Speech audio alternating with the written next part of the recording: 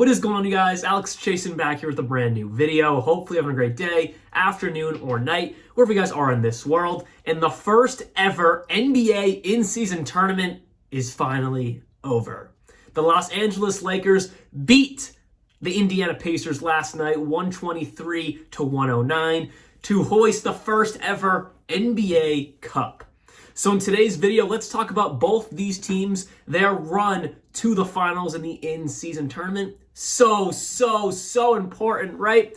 Well, maybe. Obviously it's not the NBA Finals, it's not the pinnacle of the NBA, but I think this NBA in-season tournament is something that's going to be here for a long time, and I think it brought in a lot of interest to the NBA. But let's talk about the Lakers and the Pacers, because hey, they are our first ever championship round, and then of course the Lakers were our first ever champions. So last night's game was a really good game. It was back and forth the entire time until the Lakers made a little bit of a run in the third quarter, gained a little bit of traction, and then the Pacers closed that gap to begin the fourth quarter. But in the last 4 or 5 minutes, if not even around like the 3:30 mark in the fourth quarter, it was all Lakers, and they finished it off winning by 14 points. But the gap was really more of like a 5 or 6 point win, not so much that 14-point win that we saw obviously at the end, because the Lakers, they really just picked it up in the last few minutes to win the ball game, and the Pacers were not hitting their shots. Overall, from the Pacers, it was not the team we saw against the Boston Celtics and the Milwaukee Bucks. I mean, for example, Tyrese Haliburton has been playing some of the most efficient basketball we have ever seen. 0 turnovers against the Boston Celtics, and then 0 turnovers against the Milwaukee Bucks, getting 12 assists one night, I believe around 15 assists against the Milwaukee Bucks. Last night, still dishing out the rock with 11 assists, but the plus minus, -19, 3 turnovers, which isn't even bad, but for lately, for Tyrese Haliburton, that's pretty bad, 3 turnovers versus 0 turnovers, but at the end of the day, that's not terrible. But the shots were just not really falling from 3. He was only 2 for 8 from 3. He hit one to open up the game, and then he hit another one, I believe, like in the third quarter. But overall, as a team, the detriment of the Indiana Pacers last night was their 3-point shots were not falling. And this is what happens in a 1-game setting. No 7 games to figure it out. No coaching adjustments in a 7-game series. No players can figure out different schemes, different matchups. 1 game. That's what makes this thing so kind of conveying and interesting. Is it's just a 1-game setting, and if your shots are not falling, like the Indiana Pacers last night, shooting only 36% from the field, 35 for 95, and then only 24% from 3, 10 for 41, you're going to lose a lot of ball games. But with that said, it was a close game because they were hitting, what they needed to hit. They were making some runs when they needed to, and it's not like the Lakers shot any better. Yes, they shot 53% from the field, but the 3-point shots, this was like an old, 80s NBA game, because they were shooting 15% from 3, and they didn't take their first 3-pointer. I believe it was either late second quarter or early third quarter. I forget exactly. I was just rewatching the game before I clicked record. But I remember I heard the announcer saying, like, oh, this was their first 3-pointer. It was either like late second or early third. And they only took 13 threes. Talk about old school basketball. They were 53% from the field. They were hitting their middies. They were hitting the shots they needed to hit. But they only made 2 threes and only took 13 of them the entire night. But the storyline of this game, I wish I could talk about the Indiana Pacers more, but they were the losers. I might make a separate video on the Indiana Pacers because I am loving the way they're playing. I know they lost this, but big deal, whatever. They'll get back up, finish out the season, finish out the rest of this half of this season before the All-Star break. I love the way Tyrese Haliburton is playing. He is solidifying himself as a top 4 point guard in this game. I might make a separate video on them because I really want to dive deep into their success so far this year.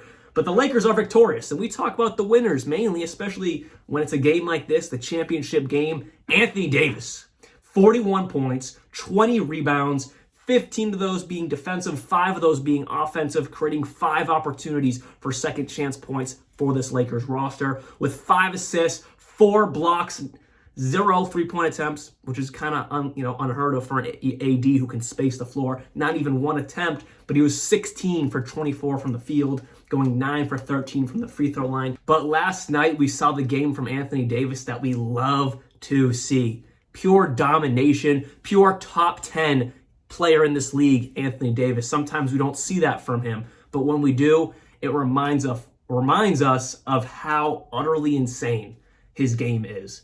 And along with that, Mr. LeBron James, 24 points, 11 rebounds, 4 assists, 2 steals, 6 turnovers, not great, but it's whatever. you're a champion. He made the shots we needed to make them. He was 10 for 21, 4 for 5 from the line. Off the bench, though, LeBron great, AD great. But another storyline of this game, Austin Reeves, who I believe had like 19 or 21 points in the first half, and he finished off the game with 28 points, 9 for 15 from the field, 0 for 3 from 3. What other time is that happening? What other time is Austin Reeves not hitting a 3-point shot? And on top of that, only taking 3 of them. It's so interesting. He was 10 for 12 from the free throw line. What a game from Austin Reeves. What an efficient game. He was driving to the hoop, finding lanes to the hoop, and finishing in contact, which is usually not his overall game. He's a good midi or obviously, of course, 3-point shooter. But he was attacking the hoop, and he was doing a pretty darn good job with it.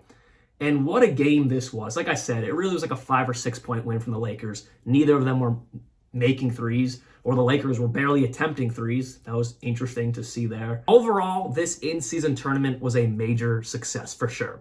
I wasn't quite skeptical back in July, June, whenever we learned about the tournament, but I was a little bit like, the caveat of this all, are the players going to try? Are they really going to care? And we saw the Lakers. I mean, LeBron James, arguably the GOAT, one of the greatest players we've ever seen, he tried.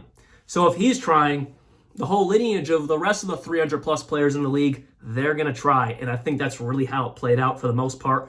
Pretty much everyone played like this was a playoff game, like it really mattered. Maybe not so much in early November, but as it got later, the weeks went on, especially coming into December, and especially these real playoff, so to speak, playoff games with a single elimination, you could tell they were really, really trying. And on top of that, it's great seeing not the Lakers so much because they are a real contender, but the Indiana Pacers, a team that's not quite in contention for a championship right now. Give them a few years. I mean, hey, if they make a major move at the trade deadline, I could see them being a really, really deep playoff team, like a second-round team. If they get the right path, maybe the Eastern Conference Finals, because the efficiency and great overall rotational pieces are there. And then you have Tyrese Haliburton. I think they might be another superstar away next to Tyrese Haliburton to be a real good contender in this Eastern Conference. Because as of right now, you get the Celtics and the Bucks being the true top 2 contenders.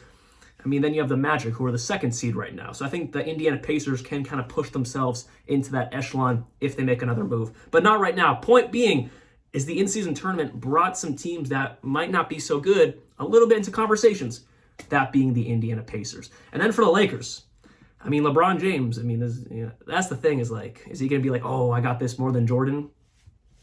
I don't know. He's got 4.5 championships. I'll give him that. He's got 4.5. If he wins one more championship, he'll have 5.5, 0.5 behind Jordan. Wins 2 more championships, he'll have 6.5. I don't know. That's the only thing that's kind of funny to me is like, is this really going to count? Like, are we going to see this next to their, I'll look it up right now. Basketball Reference. LeBron James Basketball Reference. Like, is this something that's going to be next to their name? Let me see. It's not there yet. If it's going to be there, it's not there yet. Just has his regular everything else he's done in his career. The whole list of everything else. But no, it's not there yet. But is it going to be there? Is that what is it like considered a major award now? I don't know. But congratulations to those guys who got $500K deep down on that Lakers bench who probably aren't making much more than $1 million. That's some nice change to give to your family or whatever you want to do with it. So congratulations to them. Congratulations to the Lakers. And congrats to the Indiana Pacers, who I'm really thinking I'm going to make a separate video on them because I want to talk about their successes of this season and how I'm really excited for the future with Tyrese Haliburton. So hopefully you guys did enjoy this video. Hopefully you guys did enjoy this in-season tournament. Let me know down in the comments below. Tongue twister. See y'all very soon. Like always, peace out.